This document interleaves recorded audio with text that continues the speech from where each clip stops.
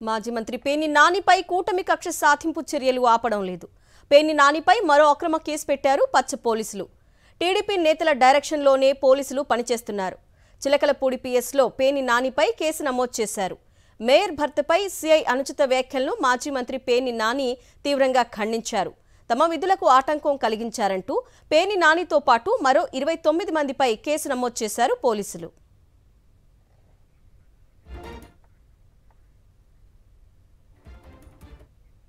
మాజీ మంత్రి పేర్ని నానిపై కూటమి కక్ష సాధింపు చర్యలు ఆపడం లేదు. పేర్ని నానిపై మరో అక్రమ కేసు పెట్టారు పచ్చ పోలీసులు. టీడీపీ నేతల డైరెక్షన్లోనే పోలీసులు పనిచేస్తున్నారు. చిలకలపూడి పిఎస్లో పేర్ని నానిపై కేసు నమోదు చేశారు. మేయర్ భర్తపై సిఐ అనుచిత వ్యాఖ్యలను మాజీ మంత్రి పేర్ని నాని తీవ్రంగా ఖండించారు. తమ విధులకు ఆటంకం కలిగించారంటూ పేర్ని నానితో పాటు మరో 29 మందిపై కేసులు నమోదు చేశారు పోలీసులు. ఇదే అంశంపై అప్డేట్స్ మా ప్రతినిధి అశోక్ అడిగి తెలుసుకుందాం.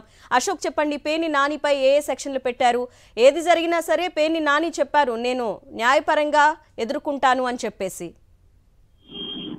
ఖచ్చితంగా కృష్ణా జిల్లాలో ముఖ్యంగా మచిలీపట్నంలో వైఎస్ఆర్సీపీ నాయకులను పూర్తి స్థాయిలో టార్గెట్ చేస్తూ కూటమి ప్రభుత్వ కక్ష సాధనపై కూడా కొనసాగుతుందని చెప్పుకోవచ్చు. ముఖ్యంగా పేర్ని నానిపై నిన్న ఏదైతే వైసీపీ నేతలను అక్రమంగా పోలీసులు అరెస్టు చేశారో దాన్ని ప్రశ్నించినందుకు ఆయనపై ఈ రోజు అక్రమ కేసు పెట్టారు. పేర్ని నానితో పాటు మరొక 29 మందిపై కేసు పెట్టారు. అయితే వాస్తవానికి ఈ కేసుకు సంబంధించి వివరాలను వెల్లడించడానికి పోలీసులు అయితే కూడా సమాచారాన్ని కూడా గోప్యంగా ఉంచుతున్న పరిస్థితి కనబడుతుంది. టీడీపీ నేతల డైరెక్షన్ లోనే పూర్తిగా పోలీసులు మచిలీపట్నం పోలీసులు వ్యవహరిస్తున్నట్టుగా కూడా మనకు చాలా స్పష్టమవుతుంది. ఎందుకంటే నిన్న వైఎస్ఆర్సీపీ మచిలీపట్నం నగర పార్టీ అధ్యక్షుడు మేఘాల సుబ్బన్నని పోలీసులు అక్రమంగా అరెస్ట్ చేశారు. ఆ సమయంలో పోలీసుల వ్యవహార శైలి చాలా అవమానకరంగా ఉండడంతో వారిని ఖచ్చితంగా వారి వ్యవహార శైలిని పేర్ని నాని తప్పుపెట్టారు. కనీసం ఏ కేసులు అరెస్ట్ చేస్తున్నారో కూడా చెప్పకుండా తీసుకొచ్చి అరెస్ట్ చూపించడం పట్ల ఆయన పోలీసులు నిలదీశారు. పోలీసులు ఆ సమయంలో ఎవరైతే ఎస్పీ ఉంటారో ఆయన కూడా చాలా దుర్భాషలాడిన పరిస్థితి. ముఖ్యంగా పేర్ని నానితో పాటు మిగిలిన వైసీపీ నాయకులు ఎవరైతే ఉంటారో వారిని తీవ్ర స్వరంతో హెచ్చరించారు. ఆ క్రమంలో సీఈతో చాలా స్పష్టంగా చెప్పారు, ఎలాంటి అక్రమ కేసులు పెడితే మేము మాత్రం ఖచ్చితంగా మేము ప్రశ్నించి తీరుతాము. వాస్తవానికి ఏదైనా కేసుకు సంబంధించి పూర్తి ఆధారాలు ఉంటే అరెస్ట్ చేయొచ్చు, దాన్ని తాము అడ్డుకునేది లేదు. కానీ అక్రమంగా కేసులు నమోదు చేసి వైఎస్ఆర్సీపీ నేతలను ఈ తరహాలో స్టేషన్ పిలిపించి ఇబ్బంది పెట్టడానికి మాత్రం మేము ఒప్పుకునేది లేని పేర్ని నాని చెప్పారు.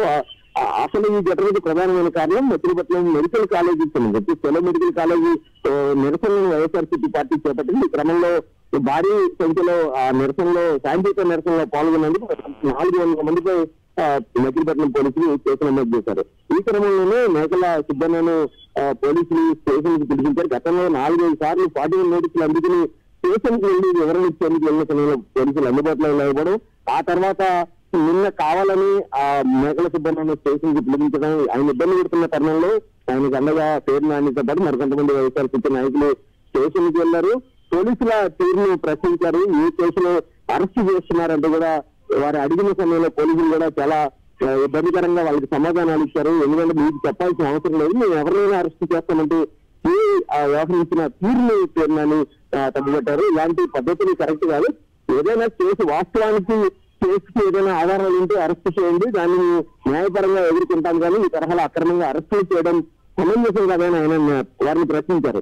అయితే ఈ క్రమంలోనే పేర్ని నానిపై మరికొన్ని అక్రమ కేసులు పెట్టిన పరిస్థితి. నిన్న ఈ ఘటన తర్వాత జిల్లా ఎస్పీ కూడా పేర్ని నానిపై కఠిన చర్యలు తీసుకుంటామంటూ ఒక ప్రకటన చేశారు. ఆ తర్వాత కూడా పేర్ని నాని ఎస్పీ ఏదైతే కింద స్థాయి సిబ్బంది మాటలు విని ఈ తరహాలో వ్యవహరించడం కాబట్టి ఎస్పీ కూడా పేర్ని నాని సూచించారు. అయితే ఈ నేపథ్యంలో నిన్న రాత్రి మేకల సుబ్బన్నను అక్రమంగా అరెస్ట్ చేసి న్యాయమూర్తి ముందు హాజరుపరిస్తే న్యాయమూర్తి పోలీసులకు సాధించారు. మేకల సుబ్బన్న రిమాండ్ ని రిజెక్ట్ చేశారు. అయితే ఇంత వరుస ఘటనలో వైపు పోలీసులకు ఎదురు దెబ్బలు తగులుతున్నా కానీ న్యాయస్థానంలో వారు మాత్రం ఈ తరహాలో అక్రమంగా అయితే కేసులు పెడుతున్న పరిస్థితి కూడా చాలా స్పష్టంగా కనబడుతుంది. ఇప్పుడు పేర్ని నానితో పాటు మరొక 29 మందిపై కేసులు నమోదు చేశారు. Okay Ashok, thanks for the updates.